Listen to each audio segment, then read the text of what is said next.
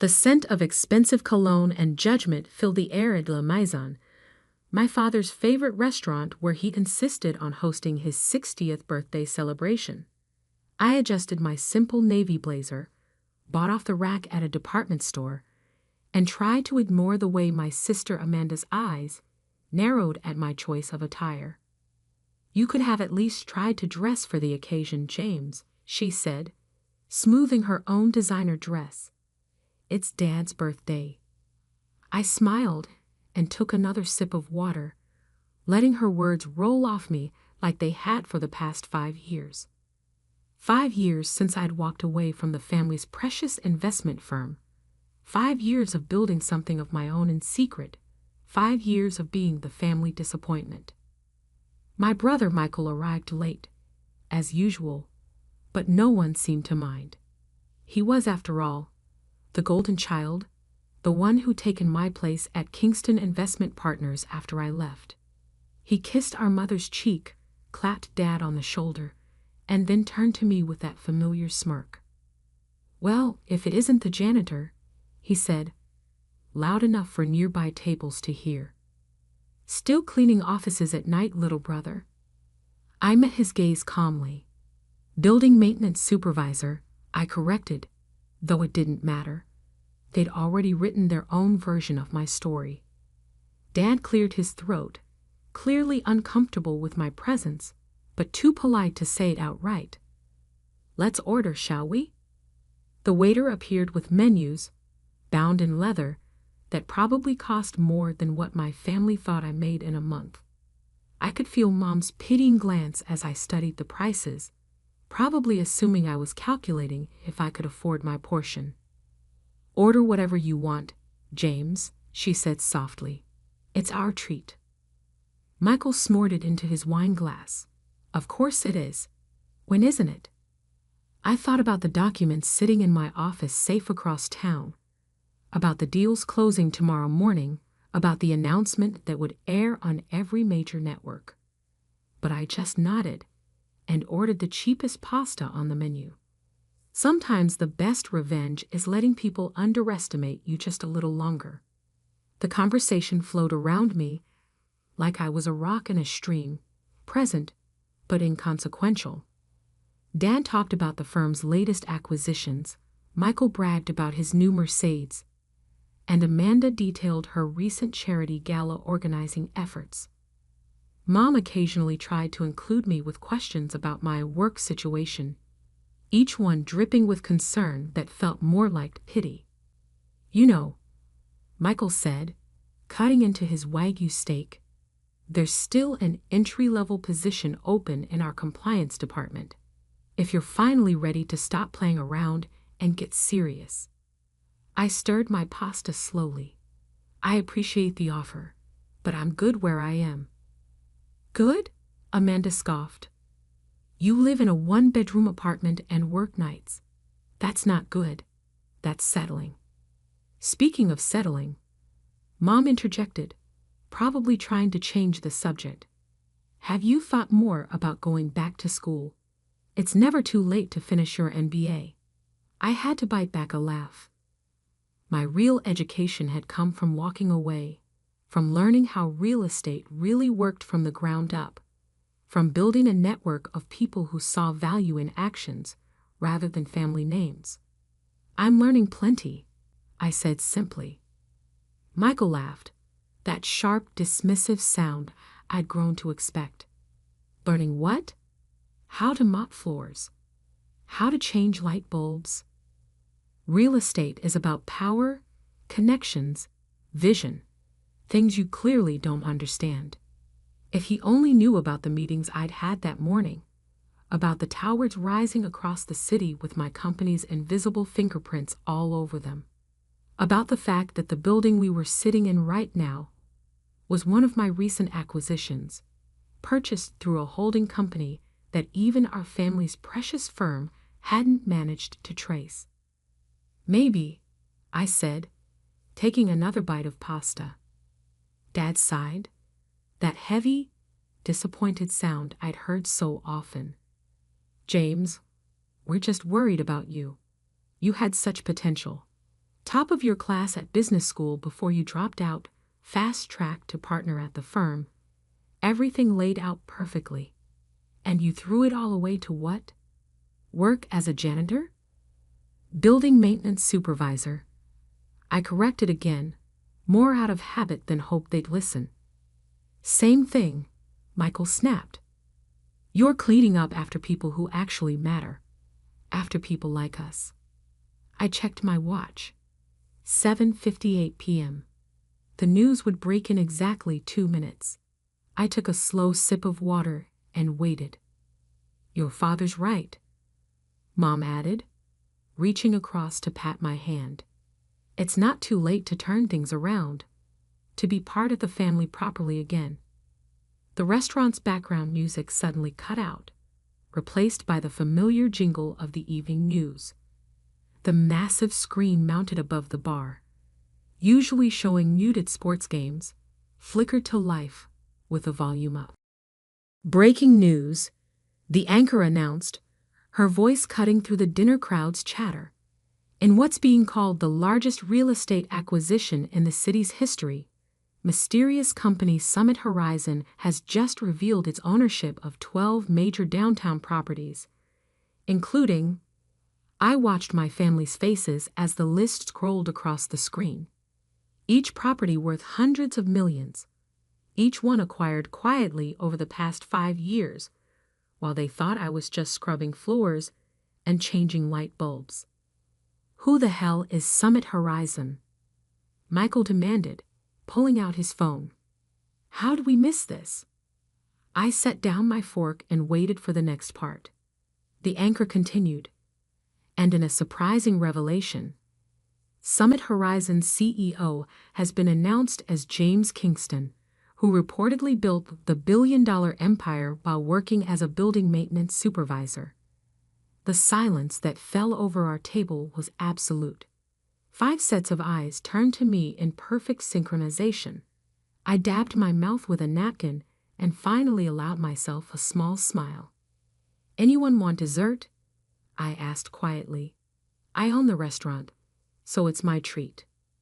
The look on Michael's face was worth every night I'd spent learning the real estate business from the ground up, worth every condescending comment, worth every family dinner where they treated me like a cautionary tale. Dad's hand shook as he reached for his wine glass. James, he started, but for once, he seemed to have no words. I stood slowly, straightening my department store blazer. I should go. I have an early meeting tomorrow. We're acquiring another property. I paused, then added, Actually, it's one your firm has been trying to buy for months. Better luck next time, Michael. As I walked toward the door, I could hear the whispers starting, could feel the ripple of recognition spreading through the restaurant as other diners connected the news announcement to the scene they just witnessed. I stopped at the host's stand and handed the maitre d' my card. The Kingston party's bill is on me, I said, loud enough for my family to hear. Make sure they get whatever they want for dessert. After all, I glanced back at their stunned faces. Family takes care of family, right? The morning after Dad's birthday dinner, I sat in my real office. Not the maintenance supervisor's closet I'd used as cover, but the top floor of Summit Tower. Floor-to-ceiling windows offered a panoramic view of the city I'd quietly been reshaping for the past 5 years. My phone hadn't stopped buzzing since last night. 27 missed calls from Michael, 15 from Amanda, 43 from Dad, 19 from Mom, and exactly 156 text messages, each one more desperate than the last. I scrolled through them while sipping my morning coffee, the same brand I'd been drinking when I worked nights. Old habits die hard. James, we need to talk. Dad, how could you keep this from us? Mom, this is a joke, right? Michael, call me back immediately. Amanda. The last one had come just minutes ago, Family emergency meeting at the firm. 9 a.m. Be there. Dad. I checked my watch. 8:57 a.m. They'd be gathering now in the Kingston Investment Partners conference room, probably expecting me to come running at their summons like I used to. Instead, I turned to my laptop and opened the video conference app. At exactly 9 a.m., I sent them a link. My phone rang immediately. What is this? Michael's voice was tight with barely controlled rage. If you want to meet, we'll do it my way, I replied calmly.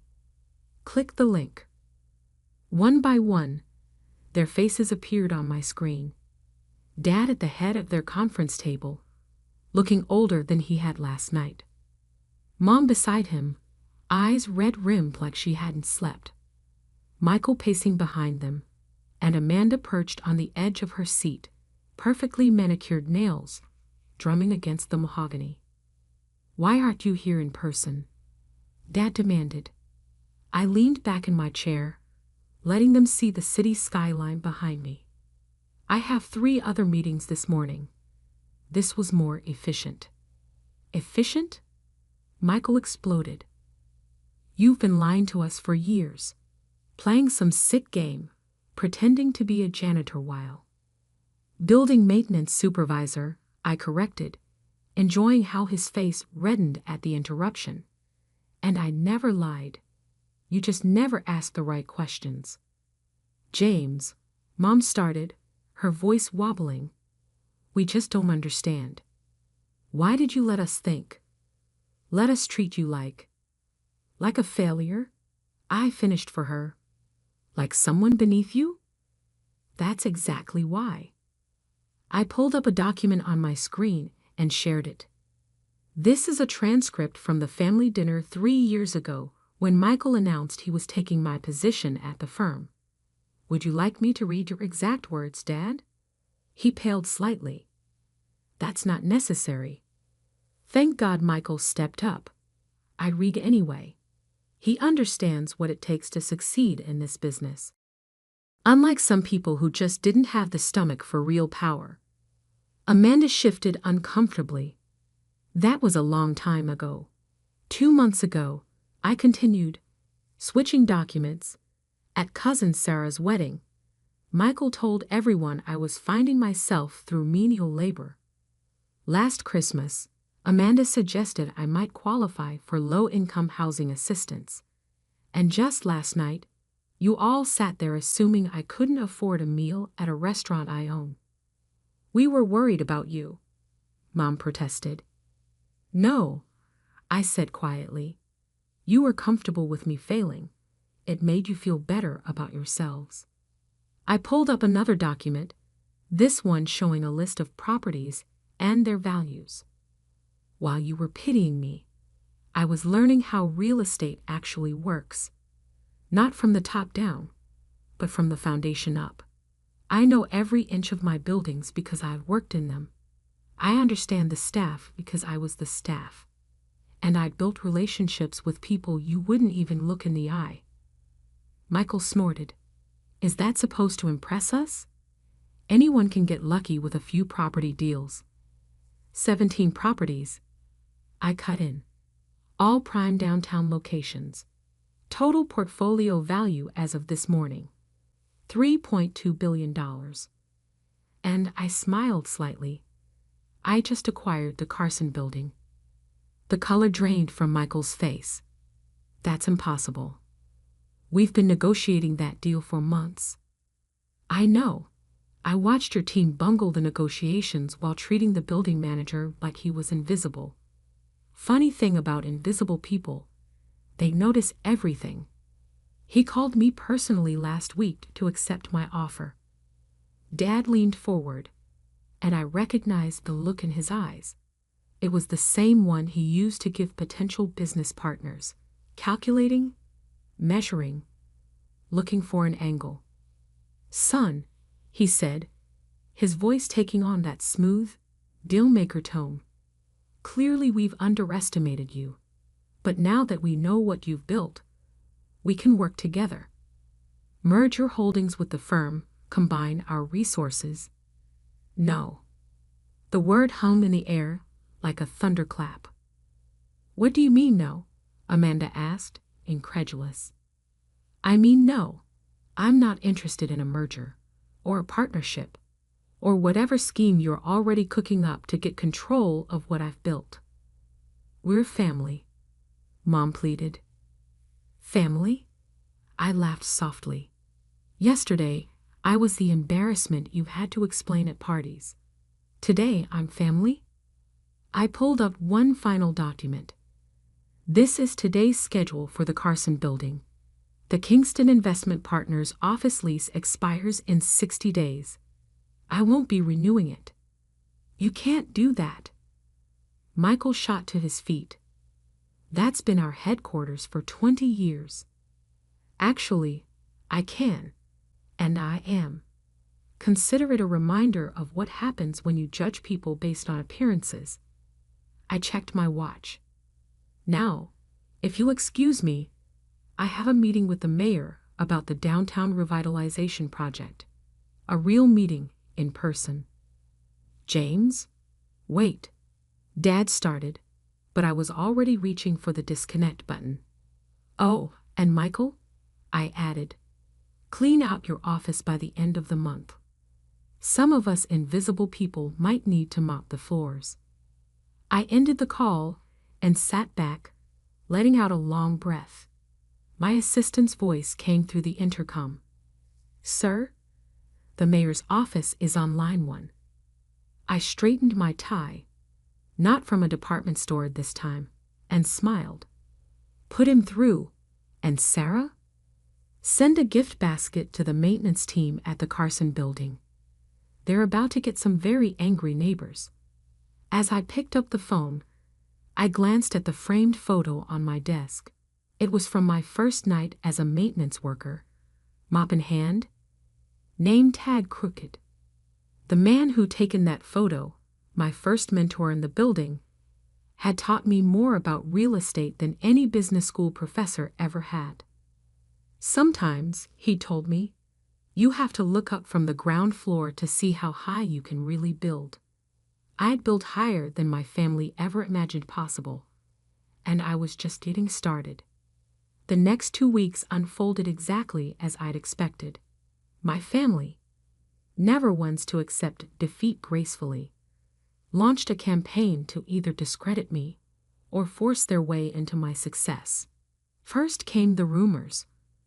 Whispers in country club lounges about how I must have acquired my fortune through questionable means. After all, how could a janitor build a billion-dollar empire legitimately? I was reviewing acquisition proposals in my office when Sarah buzzed through. Your sister's here. She doesn't have an appointment. I glanced at the security feed. Amanda stood in the lobby, designer handbag clutched like a shield, looking uncomfortable among the maintenance staff I'd invited to use our first-floor cafe. Sent her up. When she walked in, her eyes widened at my office. No doubt she'd expected something less impressive. The space probably made her firm's executive suite look like a storage closet. Nice view, she said, trying for casual as she sat across from me. Though the furniture's a bit minimal. I looked at my deliberately simple desk, chosen because it matched the one used by my first supervisor in maintenance. What do you want, Amanda? She pulled out a folder. I've been going through some old family documents. Did you know that technically, as the oldest, I have a claim too? Stop. I held up a hand. The trusts? The ones Dad set up when we were kids. I liquidated my share 5 years ago. Used it as seed money for my first property acquisition. You can't claim what I don't have. Her face fell. But that was only $2 million. I finished. Yes, amazing what you can build from that when you actually understand value from the ground up. That's not fair, she snapped. We didn't know. That I was capable, that's exactly the problem.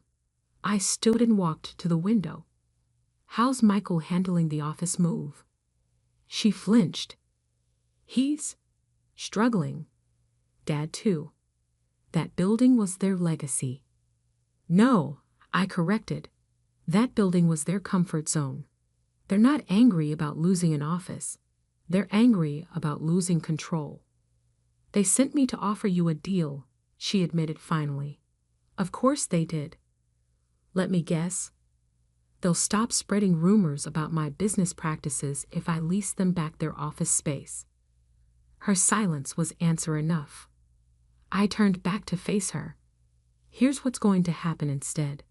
You're going to leave here and tell them that their threats are as ineffective as their business strategy. Then you're going to watch as I acquire the Wilson portfolio next week. Yes, the same one Michael's been chasing for 2 years. How did you know about Wilson? I smiled. Because I own the building where your firm holds its confidential board meetings. And unlike you, I actually talk to the maintenance staff. They hear everything. Just then my phone buzzed. A text from my head of security. Michael Kingston attempting to access lower-level archives. Right on schedule. Excuse me, I said to Amanda. I have to deal with something. Our other brother just broke into my building's maintenance level, probably looking for evidence of wrongdoing. Her face paled. How did you? Cameras everywhere. Would you like to join me? It should be enlightening. We took my private elevator down. When the doors opened, we found Michael being detained by 2 security guards, both former maintenance workers I promoted. Looking for something? I asked calmly. Michael struggled against the guards. You must have dirt hidden somewhere. Nobody builds this much this fast without. Without what? Hard work. Understanding how buildings actually function. Treating people with respect regardless of their position. I nodded to the guards. These men used to work maintenance with me. Now they run my building's security. Because I saw their potential instead of looking down on them. James. Amanda interrupted. You've made your point. What do you want from us? Want? I laughed softly. I don't want anything from you. That's what none of you understand. I built this company by choice, not necessity. I worked maintenance by choice, not failure. I turned to the guards. Please escort my brother out. And Michael? The next time you try to break in, I'll press charges, family or not. That evening, I received an email from Dad. Son, your mother and I have been doing some reflection. Perhaps we were wrong about your choices. The firm is struggling without the Carson building, and your recent acquisitions have shown us that maybe we don't understand the market as well as we thought. I'd like to have dinner. Just us. No business talk. No deals. Just a father trying to understand his son. Dad. I stared at the message for a long time, remembering all the dinners where they'd looked through me, all the times they'd dismissed my ideas, all the moments they'd chosen prestige over understanding. Finally, I replied, Dad, dinner is fine, but not at La Maison. Meet me at Joe's Diner on 4th Street. It's where the maintenance crews eat after night shift. If you want to understand me, start by understanding them. And come alone. No Michael, no Amanda, no hidden agendas. James. The next evening, I sat in my usual booth at Joe's, nursing a cup of coffee. The door chimed, and Dad walked in, looking completely out of place in his bespoke suit. The regular customers, maintenance workers, security guards, cleaning staff, all looked up briefly before returning to their meals. Dad slid into the booth, clearly uncomfortable. Interesting choice of venue. This is where I learned my most valuable lessons about real estate, I said. Not in business school, not at the firm. Here, listening to the people who keep buildings running. He picked up the laminated menu, probably the first non-fine dining menu he touched in decades. I don't understand why you did it this way. Why not just tell us? Would you have listened? I asked quietly. Or would you have tried to control it, shape it into your version of success? He was quiet for a long moment. We thought we were protecting you. No, I said firmly. You thought you were protecting your image of what success should look like. You never asked what I wanted to build. The waitress came over. Maria, whose daughter I'd helped put through college with a scholarship from my foundation. The usual, James, she asked with a warm smile. Thanks, Maria. How's Jessica doing at law school? Top of her class, she beamed. Those books you sent really helped. After she left, Dad stared at me. You know their names, their stories. I know everyone's names, their stories, their potential. That's why I succeeded where you and Michael failed. You see buildings as assets. I see them as communities. Dad looked around the diner with new eyes, finally seeing what I'd seen years ago. Teach me, he said suddenly. I raised an eyebrow. Teach you. Not about business, not about real estate. Teach me how to see what you see. For the first time in years, I heard genuine humility in his voice. Okay, I said slowly. But we start from the ground up. Literally. Tomorrow morning, 5 a.m., meet me at the Carson building. Wear comfortable shoes. What are we doing at 5 a.m.? I smiled. Walking through the building with the maintenance crew. If you want to understand my success, you need to understand where it really started. As we finished our coffee, I noticed Maria bringing over a piece of pie, my usual end-of-meal order. Add his to my tab, Dad said quickly, reaching for his wallet. No need, Maria replied. James owns the diner, has for 3 years. Never changed a thing, just made sure we all had health insurance and a stake in the business. Dad set down his fork, finally understanding. I hadn't just built buildings. I'd built relationships, trust, and communities. I'm sorry, he said quietly, for not seeing you. Really seeing you. I know, I replied. That's why tomorrow, we start with open eyes. But Dad, this isn't about taking over my company or merging assets. Then what is it about? Learning that success isn't just about what you own. It's about what you build and who you build it with. As we left the diner, Dad looked up at the skyline, my skyline. You know, he said thoughtfully, I never really looked up from my office until now. I smiled. Sometimes you have to start at the bottom to truly understand the view from the top.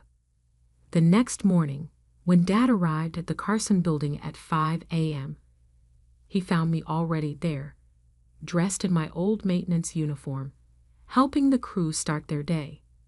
The look of surprise on his face was priceless, but the lesson was clear. True power isn't about titles or corner offices. It's about understanding every level of what you build, respecting everyone who helps build it, and never forgetting where you started. Even now, years later, I still keep my old maintenance uniform hanging in my office. Not as a reminder of where I came from, but as a reminder of who I really am. Someone who built success from the ground up, one floor at a time.